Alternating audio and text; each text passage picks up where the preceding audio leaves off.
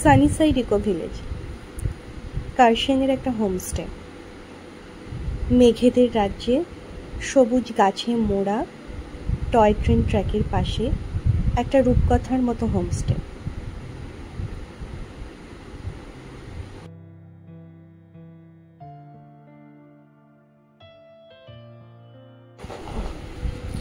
রাস্তার একেবারে ধারেই এই হোমস্টে।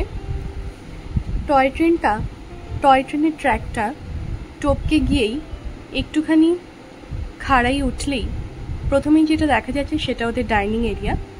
খাবারের মান অত্যন্ত উন্নত, পাশে রয়েছে বসার জায়গা, ফুল গাছ দিয়ে সাজিয়ে বসার জায়গাটা ভারী মনোরম।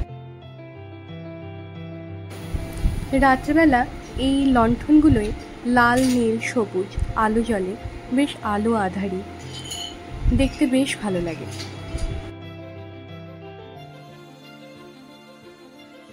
ছিল অ্যাকচুয়ালি এখানে 4টে কটেজ, তো আমাদের কটেজ নাম্বার ছিল 3। সবচেয়ে প্রথম ধাপে উঠে যে কটেজটা তার 1 নম্বর, তারপরের ধাপে যে কটেজটা সেটা 2 নম্বর, এবং তৃতীয় ধাপে পাশাপাশি যে দুটো কটেজ দেখতে পাচ্ছেন সেই দুটো হলো 3 এবং 4 নম্বর। 3 এবং 4 এই দুটো হচ্ছে 3 বেডেড, এবং বাকি যে দুটো কটেজ রয়েছে সেই দুটো হচ্ছে ডাবল বেডেড। আসুন আপনাদের এবারে রুম ট্যুরটা করিয়ে নিই। আমাদের ছিল 3 বেডেড একটা রুম, যেখানে একটা ডাবল বেডেড এবং একটা সিঙ্গেল বেড ছিল। রুমটা পুরোটা কাঠের।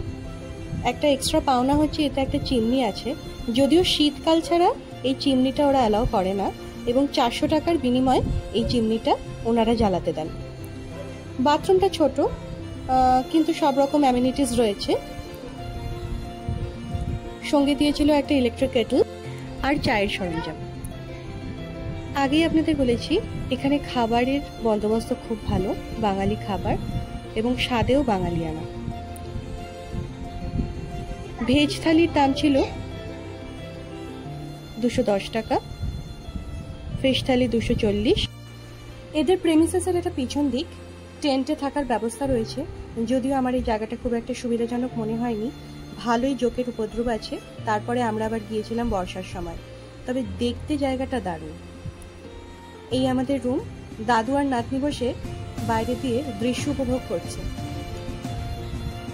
আর আমাদের দরজার সামনে দাঁড়ালে দেখতে পাওয়া যায় শুধু গাছেদের সারি, পাখির ডাক, ঝিঝির আওয়াজ, আর উপরি পাওনা টয় ট্রেনের হুইসেল। Thank you.